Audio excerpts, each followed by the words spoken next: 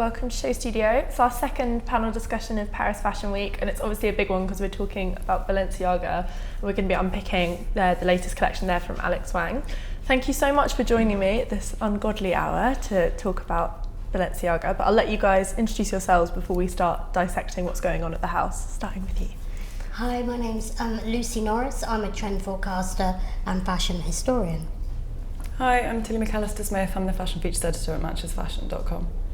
I'm Alex Fury. I'm the fashion editor of The Independent. I want to start by talking a little bit about what we're seeing at the house so far, because we're about to see sort of Alex Wang's third big collection for the house, and I think it's got to that point where you feel like it's fair enough to kind of critique what's going on there. He's had enough time to kind of present his vision to us. Alex, before we went live, you were being typically quick-witted, and you said, I'd like it if it was good. Tell me why. I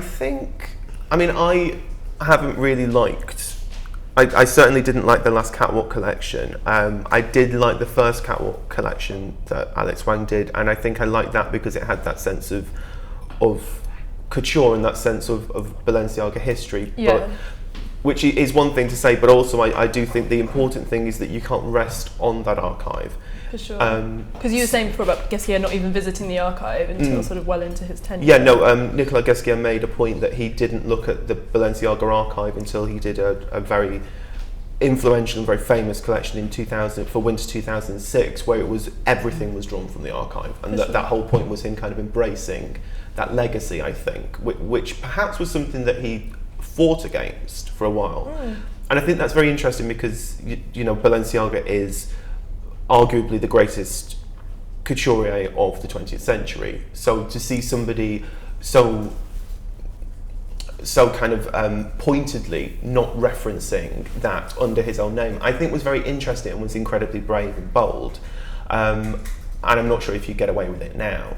I think the other thing to acknowledge with this is Nicolas Ghesquière, which is Cristobal Balenciaga was the most influential couturier of the 20th century, in my opinion. And Nicolas Ghesquière is one of possibly the most influential designer of the 21st century thus far, again, in my opinion. So Alex Wang does have a lot to live up to.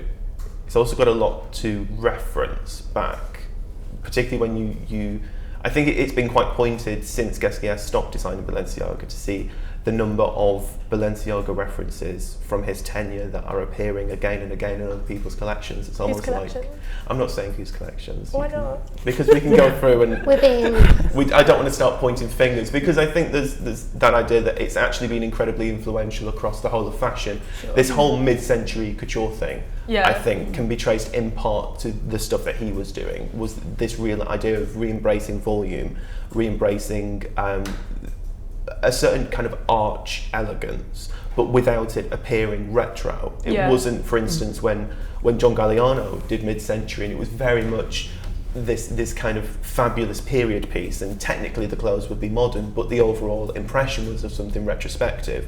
What Ghesquière did, I think, was incredibly clever in that he used, the volumes, he used the fabric, he used the shapes, he used the dressmaking techniques, but managed to inject it all with modernity, managed to do something to kind of remix that and make it feel completely contemporary and completely his own. So yeah, I mean, that's an incredibly difficult, I think you ask a lot of a designer to live up to that sort of thing. I mean, the wonderful thing about Ghesquière when he started at Balenciaga was he designed the funeral wear for Balenciaga's licensees in the Far East.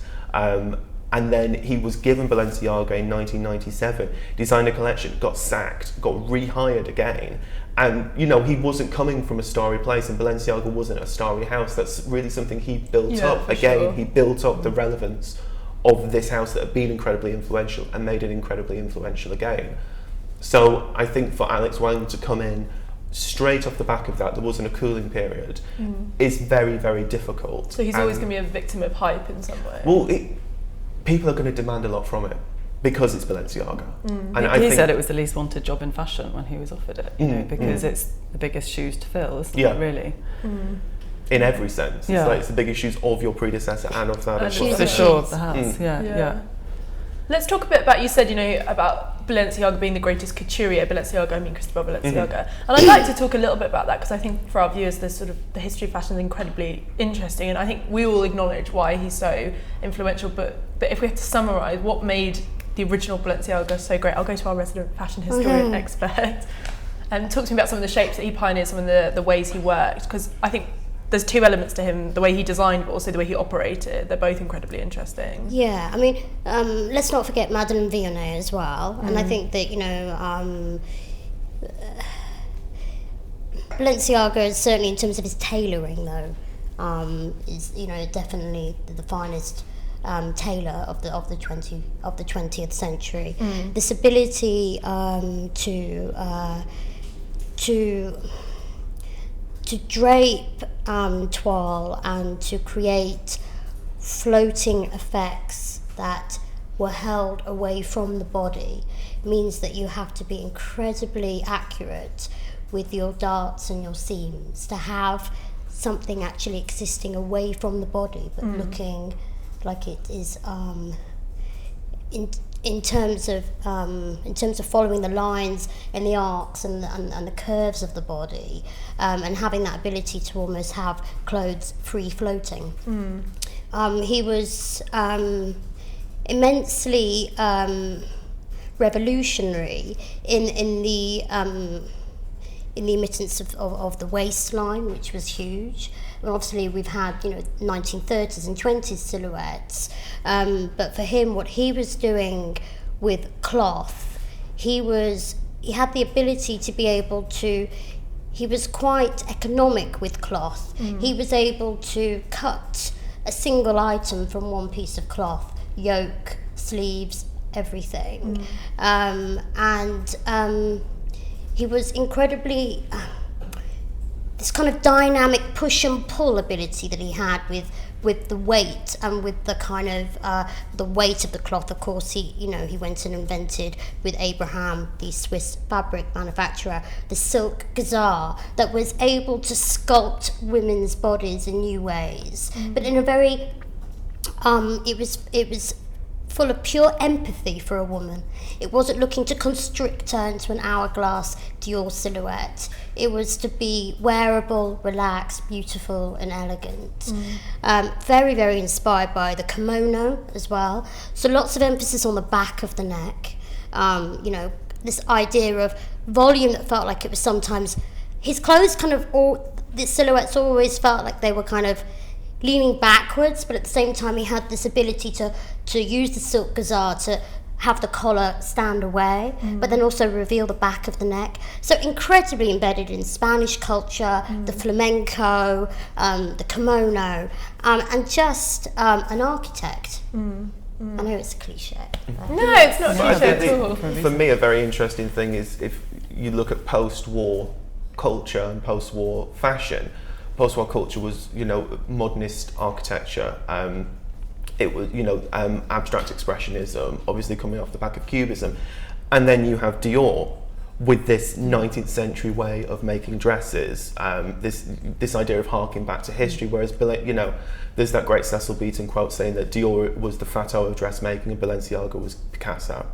Yes, I think totally, that's which I love. it. And these parallels between sort of it just felt like it's modern clothing. I think that's a very interesting way of looking at Balenciaga. Is it's modern clothing, and it actually precurses the 60s. The semi-fitted suit sets the template for those shifts of the 60s and for that whole rise of a different way. Yeah, and I think it was those kind of women as well that started wearing it.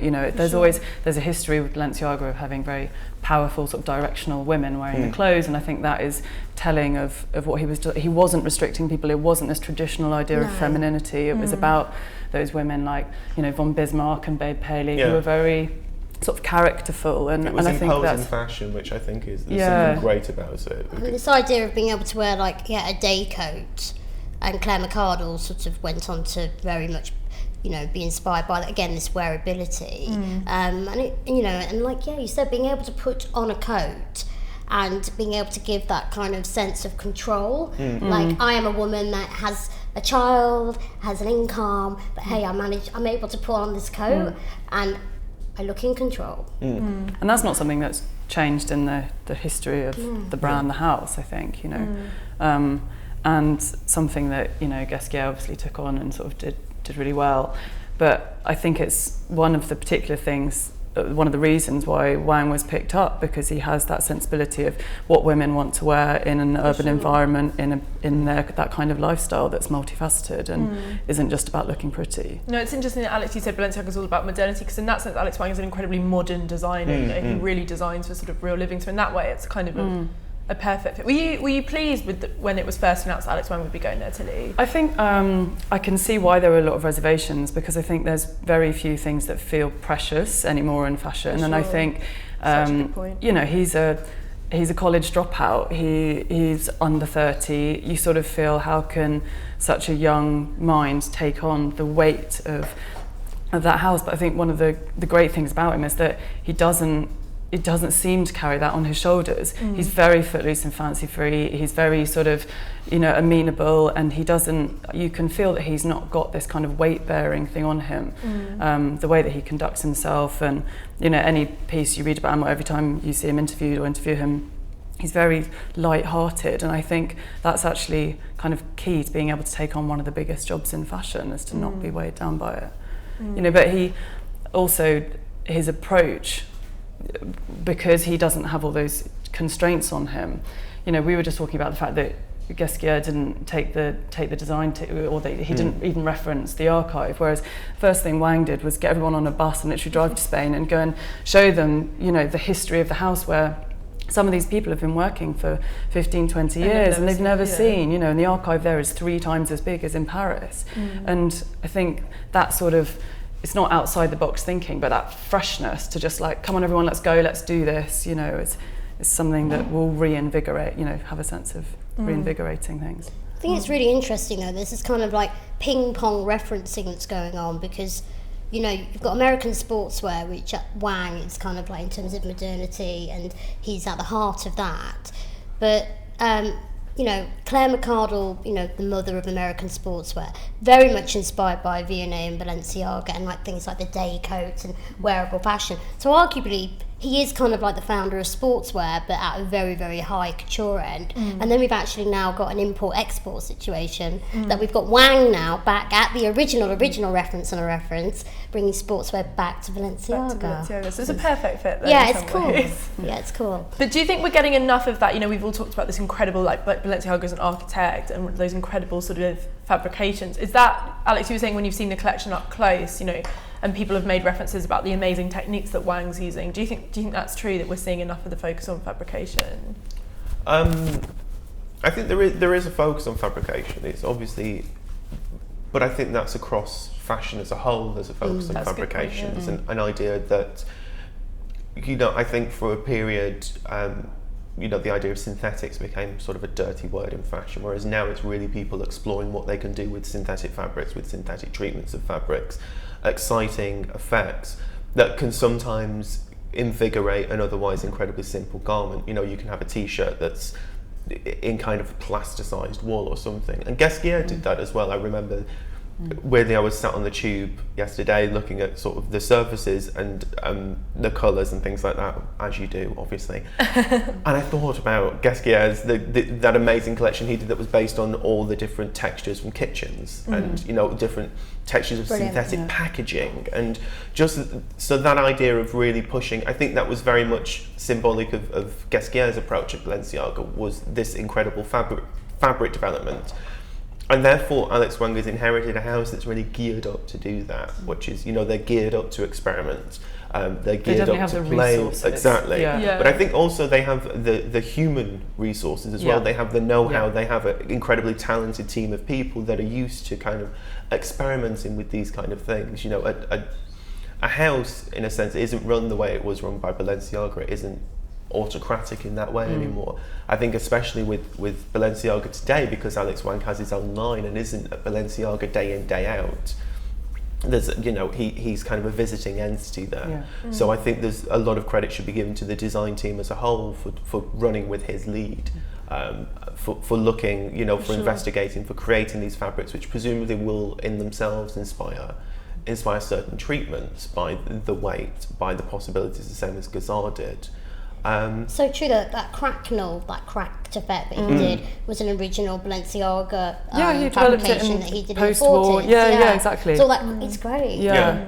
Applying it to his ski wear and outerwear or something, I've read, and it's precisely what you've just seen sort of Wang doing with his own collection in New York. So it's, I think it is really tough for Wang, and I think Alex is just totally right that if he had come in all guns blazing and taken it in a new direction or raided the Ark, I mean, it's difficult because he is in you're damned if you do, damned if you don't kind of situation. One of the sort of grievances of his first collection, I think, was that there wasn't enough of his own sportswear inspired element in there. But I think as well that plays into the argument of just letting people, you've got to give people breathing space to learn on the job. Completely. It's really hard to expect someone to put their heart and soul into something after 3 months, 1 week a month of, having I think as well there's a lot of, again, something that we kind of briefly discussed, it is a job, and that it's not, he's not creating, it's not like creating for his own label where he's creating whatever he wants to do. He's been brought in to fulfill certain briefs. Yes, he's been see that. And I think there are certain boxes that have to be ticked, and there's certain things that have to be, certain product areas that have to be covered and things like that. And certainly coming in, he was chosen for a certain reason, and obviously, as we all know from various things Nicolas Ghesquière has said, there were issues with the way the house operated under Nicolas Ghesquière, and presumably appointing Wang is a way to rectify some of those perceived problems. Talk to me about those problems. What kind of...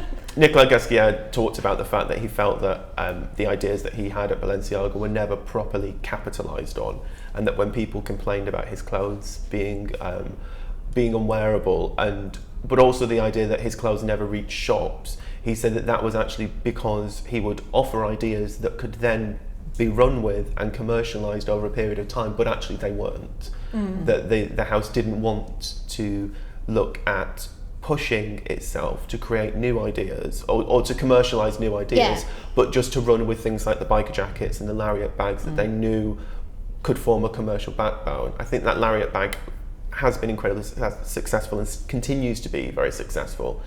It's so something rather that they're definitely making a definitive shift away from, though. But I think as well they were comfortable with that, and with that being what they would make the money on, rather than going through the additional time and expense of commercialising. Which must be quite frustrating. I think for a designer, so many designers, you ask them, what's your ultimate buzz, and they say, it's seeing somebody wearing my clothes in the street. And for your employer to pointedly kind of cap that, exactly to pointedly be like, well, actually that's fine, just do what you want on the catwalk, and we're selling these. I think that must be very difficult for a designer to have, and certainly that seems to be what Ghesquière voiced in that system. But do you think that's the difference between the 15 years of Wang? Now he's launched a fully fledged business in only a handful of years with a t-shirt line, with his menswear, the ready to wear, the is that, do you think designers are starting to come into the industry with more of a wised up opinion of what they need to I mean, you look at designers in London who I refer to because those are the ones that I deal with much more on a day-to-day basis, and whereas in the 90s and in the 80s people wouldn't really care if it was selling, people, that wasn't really a consideration. I think now it's really striking. You see designers that come with an amazing catwalk collection and then a 160-piece commercial collection based on that. The idea that there's a reality to the fantasy, and that maybe, and they obviously do want elements of that fantasy to sell, but they understand that you have to strip the embroidery off something so it can retail for 2,000 instead of 20,000. But also as the industry as a whole, like Wang's very openly said, we had a clear game plan of who we wanted to work with in terms of magazines, in terms of editors, where we wanted to be positioned on a shop floor, what brand allegiances we wanted, and I think to have that sort of awareness, you don't imagine necessarily when Ghesquière was making funeral clothes for Japan licenses that was, he sort of had this sweeping vision of what you have to do to build an empire. It's a modern designer, isn't it? It's that kind of... I'm interested because we were talking a bit about the fabrications, and you were saying, because obviously matchesfashion.com stock Balenciaga, and you were saying that they've come and talked to you about some of the techniques they use, and it was so fascinating. It really was, and I think it was an eye-opener to that side of having the resources, and I think he is going to be sort of a kid in a sweetie shop to that extent. Completely. And it's well documented that he accepted the job after seeing the incredible archive and being allowed to sort of wander around in it. And I think as a designer, that's absolute catnip to have all of that at your fingertips, and the amazing techniques that they work with, one of them being, you know, they've developed a way of cutting fabric with sound waves so that there's no imperfection or no sort of seams and marks in it.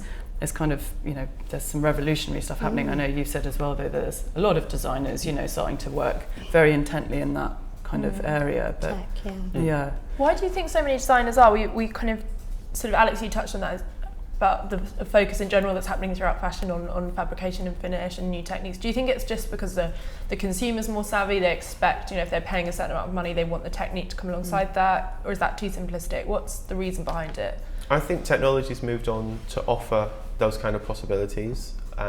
Economically, it makes sense. If you can cut something with sound waves, it's much cheaper than having someone hand cut it.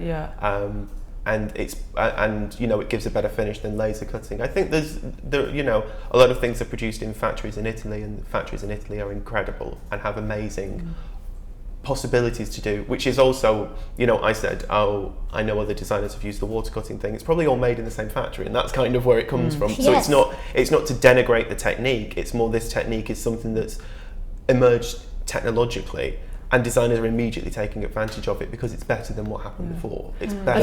I think it has come from a mood shift as well, though. I think there was a period, you know, in the recent history, where there was a lot of attention on surface and decoration, and, you know, it came with the whole street style sort of blogging thing. You know, you can look at it that way as well. But there was a shift away from that a few seasons ago, quite pointedly, when it became about a much calmer feeling. And I think that's when designers have to put their energies somewhere, and it turns to the inside of the garment and construction, and people want to show their skill and their talent as well. I think the designers like Francesco Costa as well at Calvin Klein, like, he's been doing it for years, looking at new fabrications, and like you said, it's just actually, you can see it's all coming through from the mills or the places, you know, that they're working much, you know, it's very much dictated by what's available in terms of the new techniques that are coming out. And fabrication is the final frontier of innovation, because you can't create a new colour. You can try and create a new silhouette, but it's always really going to be a version of an existing one. So fabric, in terms of what Alex was saying, in terms of the tech and the advanced future fabrics that are coming out, it is the one area to have true newness. But like you say, Lou, as well, I think it's about that education of the customer, and I think people are changing the way that they shop, in that they are willing to spend more on a particular garment because they understand the work that goes into it and the quality of it, rather than buying a few pieces regularly at a lower sort of price point and lower quality. So I think people are sort of tending to investment shop a lot more now. I think as well it's that idea that, you know, experimenting with silhouette can sometimes be very challenging, whereas the thing that certainly I've seen pointedly this season is that the silhouettes are all quite simple. There's a lot of kind of very long linear silhouettes, and there's a lot of surface detail. There was the stuff that I said looked like IKEA rag rugs at Altazara. There was all that handmade, all that lace at Merrick Transuit, and even incredibly simple silhouettes, and even I'm trying to think of other ones. Even at Calvin Klein doing all the knits. I mean, that's so not Calvin Klein. But the silhouette is actually incredibly easy. Incredibly minimal, But like you said, all this folkloric kind of knitting, rustic kind of feel. Should we see what's happening this season? Yeah. I'm very confident that we could talk. I've not seen this yet. You'll be really good. You haven't looked. I know that. No, I've literally seen like 2 pics. Yeah. Alex has looked at all of it. I've seen everything. So we were wondering, is this taking place in the in his main showroom? I think it's. I'm not sure if it's the observatory. Last time it was at the Paris Observatory. I think it's at the observatory. Can you just check? It's at the observatory, isn't it? Yeah. Thanks, Becca.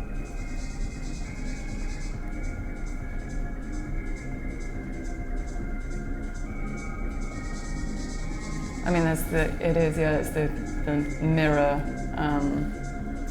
set again, so that you can see sort of every angle of.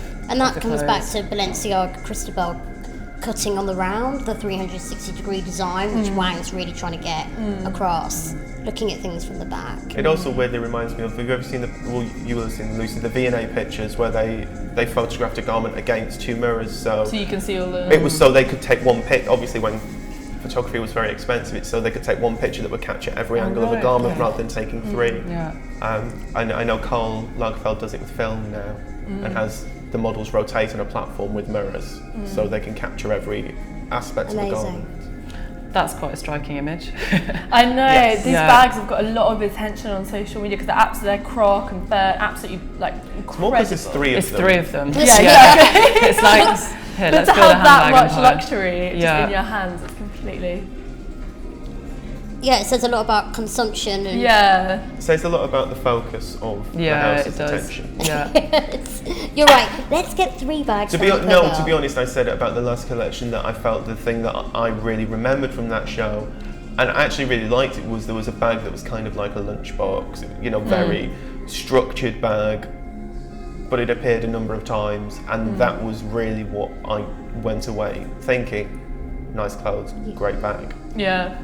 You know, like some of these are like shopping bags. I mean, he did something similar at Wang, you know, with all the little utility bags, but every separate little item. Yeah. And maybe he's trying to say this is how girls want to live, you know, this is how you'll be carrying the bag along with some other bags, you know. I think the overwhelming message as well is outerwear, which is something that he really focused on in New York, and you can see it, you know, it's all the classic shapes. It's like that cocoon sleeve and that magenta colour that he did at Wang as well, that's the same colour that he's using here. This cobalt. I think it's important to say as well, like, I think those trousers, I did have a brief look before, and I think those trousers are actually really, really beautiful, and going back to that Gasquier thing, you know, doing an amazing trouser was such a big part of that, and I was quite taken by those. Yeah, it's quite interesting how Gasquier is coming through, like in the last collection as well.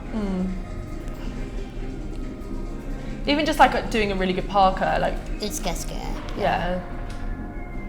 It is, but then it's also, you know, the trappings of sort of New York streetwear as well. Yeah, it's absolutely, kind of all perfect. those wardrobing pieces, and I think that's one thing that you have to be slightly careful about, or that seems to be the buzz this season, is that sort of what's happening to the fashion, because everything is becoming so wardrobe orientated. You know, there's the great sweatshirt, the leather pants, the parka, the tote, and you sort of you think back to like the Lego shoes that Gasquier did, or the kind of, you know, his clothes were called unwearable. Something challenging, exactly. And you just, you hope that as Wang gets into his stride, he gets the confidence to really experiment a little bit. Do you think we're not being challenged enough at the moment, Alex? Here specifically, or in fashion generally? Both. Yes. I think I'm going to be very interested to see if Nicolas Gasquier's showing again is going to change the dynamic. I really think it will, because I really think he's the one that matters in Paris. You know, you have other great designers. You know, obviously what Karl Lagerfeld does is great. What Phoebe Philo does is great. But for me, Nicolas Gasquier was the person that innovated. It was the person that pushed it somewhere that you hadn't seen before. And it's weird for me to say this actually, because I was a massive Balenciaga fan, and not so much in maybe probably the last 5 years of him at Balenciaga. I liked bits and pieces, but I wasn't massively into it. But I think you feel the vacuum now that he isn't there. You really do. Yeah, you really do. I think it gives the industry confidence as a whole, though, to see someone quite renegade doing something interesting and innovative and exciting. Or just someone that wants to push you into kind of new places, which I think was very much... With Margiela gone, and you know, obviously Lee McQueen and people, so Phoebe Philo, I think, is almost carrying on that Margiela legacy, and she's doing lots of other interesting things, but you're right, Gasquier is one of a kind. Yeah, but I think as well it's this idea in the way that Balenciaga himself wasn't afraid to show things, that had the confidence to show things that he knew wouldn't be immediately accepted. You know, he showed the unfitted suit at kind of the height of Dior's influence. Yes. Showed the exact opposite of what everybody else was doing. Whereas this all feels very acceptable. It feels very, very zeitgeisty. I was very interested to see needle punching, which has been everywhere. And it's there, it's defining the waist of that dress. You know, that it's needle punched through from felt into leather, which is something you were seeing in a lot of Milanese shows, and it's something you've been seeing over the last 2 or 3 seasons. So they're commercially aligning it a lot, you know. They're almost having a bit of an American sort of sideways glance. Is everybody else doing that? That's great. Well, that kind of well, yeah, it feels like, you know, it's that thing of working with. It's that thing, I guess, of creating things that people will want, not necessarily what people don't know they want yet. Yes, absolutely. Yeah, that's a good point. I don't want to be too critical, because I was quite critical of the last collection, but I also think maybe I'm demanding something that it simply isn't what it is. I'm demanding it to be something that isn't. Do you think you have a different perspective though as a guy and as us as women watching it, thinking that's maybe something that I can see the appeal of the wearability of it? Is that something that occurs to you when you're looking at clothes? Yeah, I think there is. I mean, for me, it's. Or do you think about it as a more of a sort of cultural you can think about it in both ways. You can think, you know, but it's like I don't go to a men's show and think, oh, I would never wear that because the models are, you know, 6 foot tall. I'm 5'7". I'm not, you know. Immediately there's this kind of we're completely different people. So I'm not. I don't look at that and think, oh, I would look great in that. Yeah. That's not my consideration. It's that looks great. Somebody will look great in that. It's, you know. And it's important to say you wear women's wear and men's wear. So I guess exactly. there's an element to it. But I think really I think it's. I am quite demanding from Balenciaga. Someone did say to me, you know, don't you think he's been given a hard time? And do you think you would be that hard because if it wasn't at Balenciaga? No, you almost definitely wouldn't. And I'm like, no, I wouldn't, but that's the point. Yeah, exactly. It's Balenciaga. Like, you know. That's the challenge, that's why it's a big name to live up to, but it's you know, it needs to be lived up to. You knew what you were going into when you took it. It's not, and it's coming off the back of Guesquière and everything. I think there are certain demands to be made, and there's certain demands that you have to meet. But I think it's really astute before that you said maybe that's not what it's about anymore. And I think you kind of. Well, it's hard because you get caught up in the past a bit, and you kind of still pine a little bit because Guesquière did become the DNA of the house, and he did do such great things. Which I think is something that is, you know, we were chatting just before this as well, that isn't necessarily happening with these placements of designers at bigger houses now. It's kind of viewed as a tenure, it is a job. You know, Chanel has remained Chanel despite Lagerfeld being there for 40 years. You know, Balenciaga will remain Balenciaga. But if Wang's there for 5 years or for 10, you know, it's sort of about the house. I mean, there was... Again, this is something we were talking about beforehand, but I think it bears witness to say... Film the preamble. At the presentation of John Galliano's final Dior collection, Sidney Toledano stood up and did the speech, which is talking about the fact that the house of Dior is bigger than any single designer. And I think very much that is the approach being taken at these houses, is this idea of asserting the authority of the house and of the label, rather than it being a certain designer's vision of that label. Yeah, we discussed this very thing on the menswear panels about Chris Van Ash at Dior Homme, and people were like, well, you know, this could be so, you know, he could really be stretching this house. And we were saying, but actually, maybe, like you said, Dior's had its fingers burnt with the likes of Galliano. Galliano almost got bigger than Dior, and you know, and it's this idea of maybe they don't want to give the designers too much control. Balenciaga want, exactly, just hit the nail on the head. Balenciaga want to stay on top of the designer, and they'll always be bigger than Wang. So if it does go over to another designer, Wang didn't screw with it too much. Yeah, it's almost stayed in the right ballpark. So they've had the control of continuity. It's also commercially. It's very interesting looking at Dior, Balenciaga, and Louis Vuitton, that they're coming out of designers that have been very successful. It's not, for instance, like when Galliano took over at Givenchy, or when he took over at Dior, which is when, you know, he took over from Michel Givenchy, which hadn't been at the cutting edge of fashion for years, you know, let's be honest. And he took over from Gianfranco Ferré at Dior, which again hadn't been working. It's this idea of you following a designer and everyone getting excited about your appointment because you're following a designer that hadn't been working, and they're interested to see how you're going to reinvigorate a house that had become very dusty. These designers aren't going into a house that has become dusty, because I almost think houses aren't allowed to become dusty anymore. The last one really was Celine, which had become dusty, and then, you know, remember the excitement when Phoebe went in and re-energized that house. That it's really now they're following very difficult acts, I think, you know.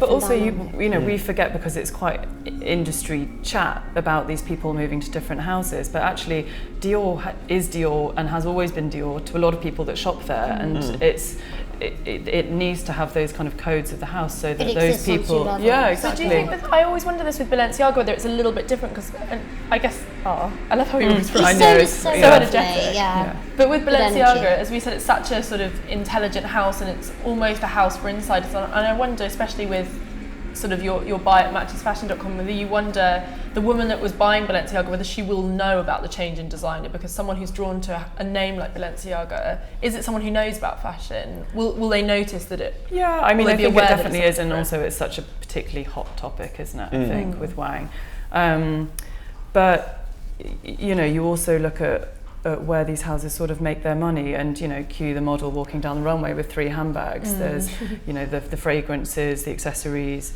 I think belts. That's quite a few belts. Yeah, there is a lot of belts. I think that's one of the important things. I think there's a lot of.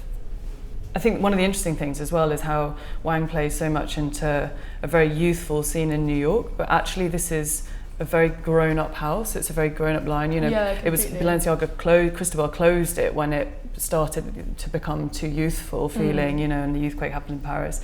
And I think that's something that Wang will probably, I would feel he would enjoy, sort of, you know, them moving away from those softer, kind of more street-orientated accessories like the lariat, and moving into these more structured bags and sort of grown-up totes and things. We've talked a lot about the house, but when the collection was going, but I want to just focus a little bit, just as we kind of wrap up on this collection.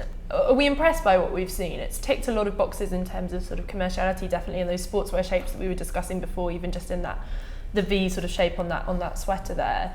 But are we impressed by what we've seen here, whether it's commercially or creatively?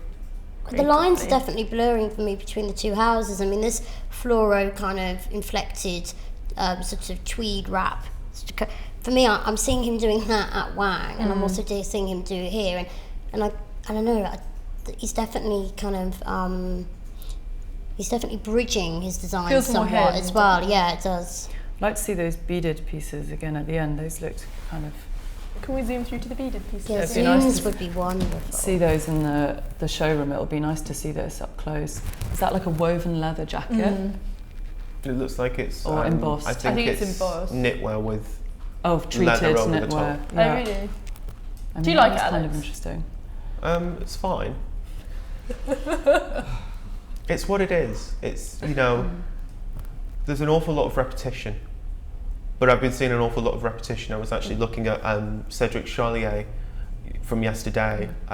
I think he did the same coat 3 times in 3 slightly different colours. Yeah. Which I think is something that's always happened in commercial collections, but it's not something that would make it onto the runway. Exactly, that's my question, is do we really need to see a jacket reiterated like 3 times? That's 3 outfits. Yeah. But then I think there's a Colourways. commentary in it, because, you know, JW pointedly did that and shot the same looks for his pre-collections. Yeah. You know, one colourway, not the next colourway, the next colourway. It's very internet friendly, isn't it, though? Because it's almost like trying to fit it is, it's very shopping friendly as well. Yeah. I do think these pieces are quite striking, the beaded ones.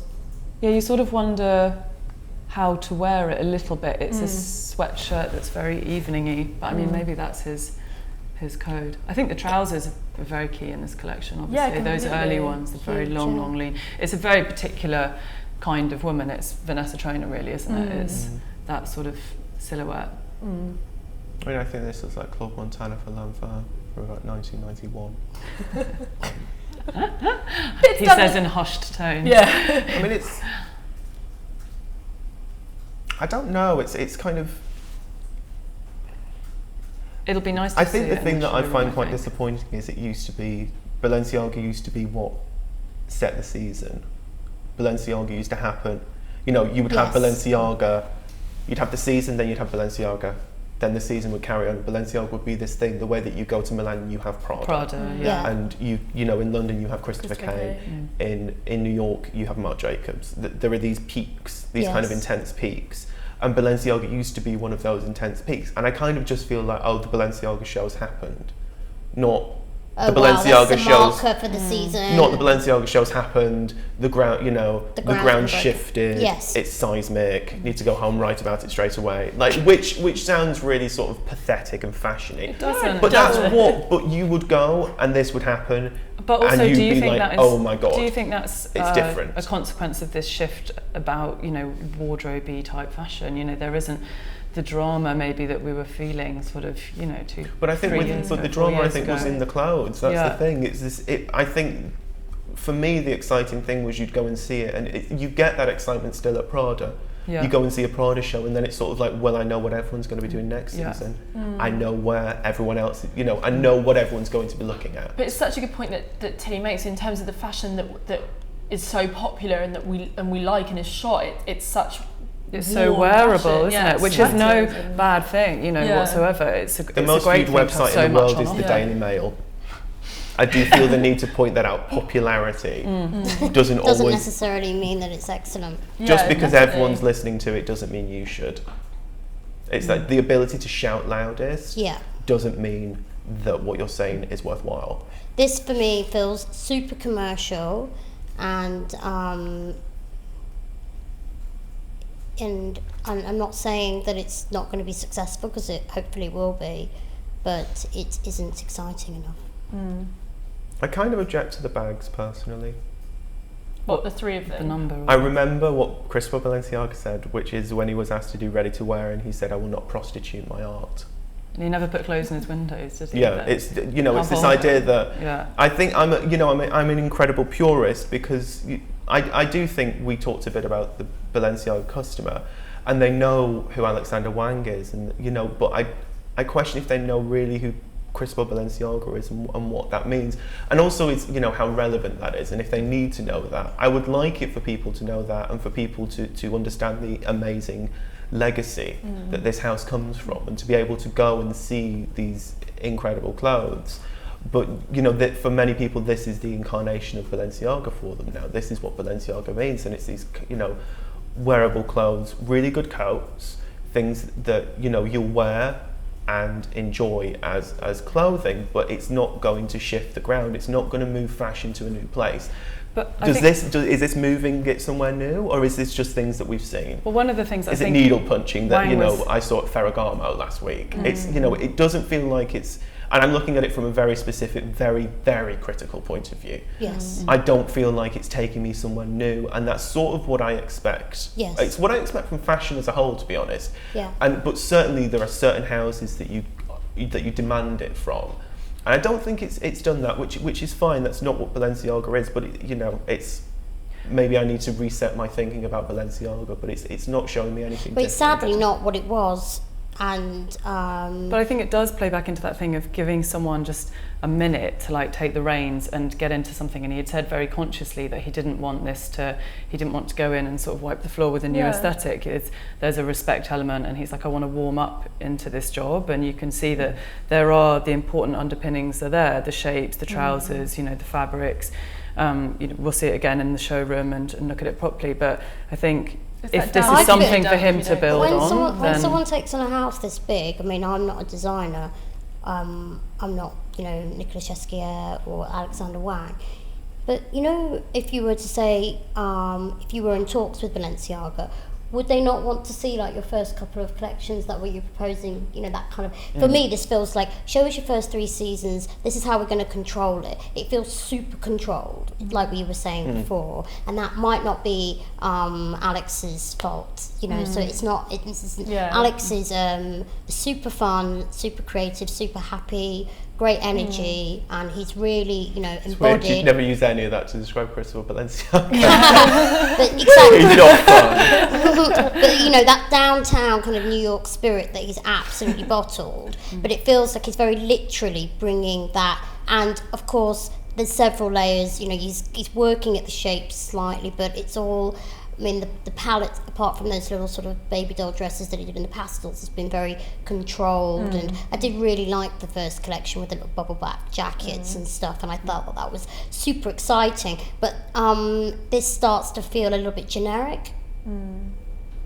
But I guess it's that thing, isn't it, of kind of, I think it was you that said, Lucy, it's damned if you do, damned if you don't, because if he'd have gone in all guns blazing and done a real creative sort of tour de force collection, then we'd be like, how arrogant. Risk at alienating a lot of people, and that's a tough thing, isn't it? I think what Alex was saying about why Nicholas, maybe things didn't work out with Nicholas anymore, this is because maybe this is what they want a designer to do.